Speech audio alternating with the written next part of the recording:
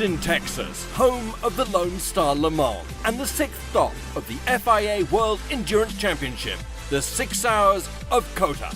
The Circuit of the Americas comprises 20 turns over 5 kilometers in length. The famous S's section, with its red, white and blue paint scheme, has become a favorite amongst both fans and drivers. I like Austin. I've got a lot of friends here, so yeah, it's an easy place for me to visit and also then race. Has been for a while now, obviously coming here with F1 as well. You know, it's a different feeling here, obviously with the racing. They've got the big trucks in the paddock and motorhomes and different categories, and so yeah, you really know it's a different feel to Europe, which is good. And yeah, we're looking forward to the race. It's obviously a smoking hot event in terms of temperature. Often unpredictable, the hot weather in Austin was on every driver's mind.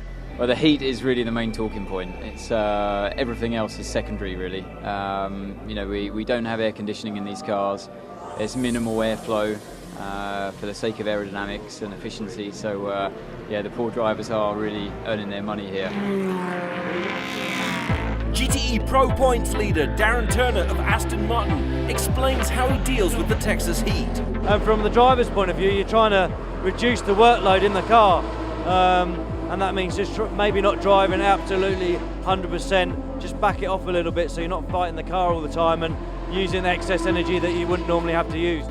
All 4 Ford GT cars were reunited at the Lone Star Le Mans for the first time since the 24 Hours of Le Mans, although competing in different races, with 2 in the IMSA WeatherTech Championships taking place earlier in the day. Andy Priaulx of the number 67 Chip Ganassi Racing WEC team has spent more time than most at COTA.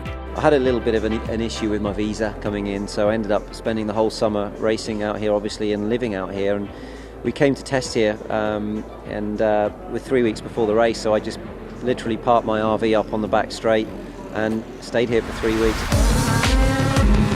While the Porsche #1 team of Brendan Hartley, Mark Webber and Timo Bernhard was striving to achieve their 3rd victory in a row, the #2 team of Mark Lieb, Romain Dumas and Neil Yanni sought redemption after last year's heartbreak here.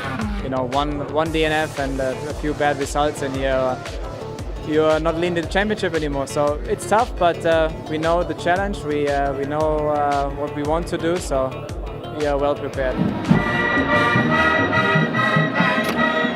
As you'd expect from Americans, there was plenty of pre-race razzmatazz. Mr. Le Mans, Tom Christensen, waved the green flag, and the Audi versus Porsche duel for victory began immediately. Audi had dominated qualifying, but Porsche's Mark Webber split the Audis with a great move at turn 1, darting ahead of Audi number 8, and there was plenty of action behind them too, as the LMP2 and GT cars jostled through the unique hairpin at COTA. Porsche's decision to start on used tyres, opposed to their rivals' fresh rubber, meant Audi's 1-2 was soon restored as they pulled clear out front. Toyota proved it was in the mix, and some stunning close race action unfolded in the opening stint, as the points-leading #2 Porsche of Romain Dumas battled to stay ahead of them. Audi was truly dominating this event in the desert heat of Texas, but it proved to be a race of 2 halves. Once the sun set and the moon rose, Audi's dominant 1-2 unraveled in a startling sequence of events, and the race swung Porsche's way. The number 8 Audi lost over 40 seconds when Loic Duval suddenly ground to a halt on the exit of turn 1. He'd suffered an electrical failure and needed to reboot the system to get going again. A crash between the number 66 Ford and the number 44 Manor Oreca sparked a full-course yellow that played perfectly into Porsche's refueling window. The number 7 Audi had already stopped, so its big lead over the number 1 Porsche was suddenly an 18-second deficit. And with fresher tyres in the bank, after its strategy to hold back at the start paid off in style.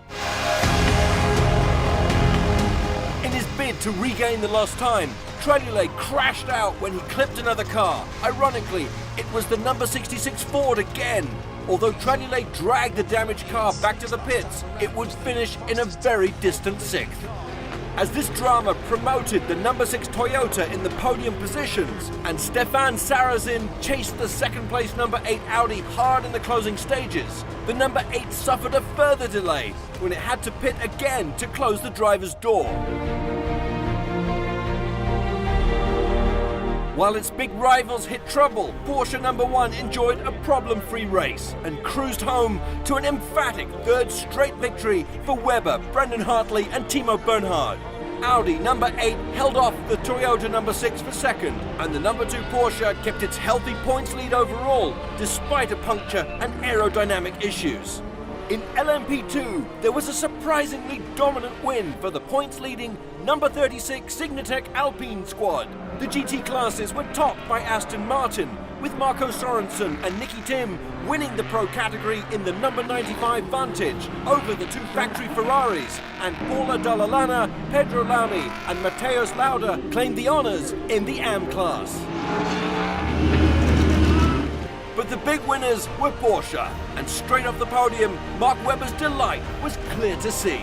You know, we knew that we had to get everything perfect today. I mean, perfect, everything perfect. Not touching a single back marker, staying on line, flat out average stints, and yeah, it was just an absolute qualifying race for us to try and keep some sort of pressure on Audi, because they went very quick at the start. Obviously they started on fresh tyres, we started on scrubbed, so we knew they were going to escape in the first 2 hours probably.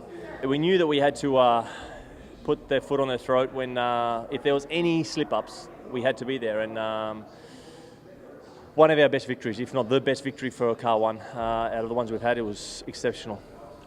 Next, the World Endurance Championship heads to Asia for the 6 hours of Fuji. Follow motorsport.com for all the latest news, photos and videos.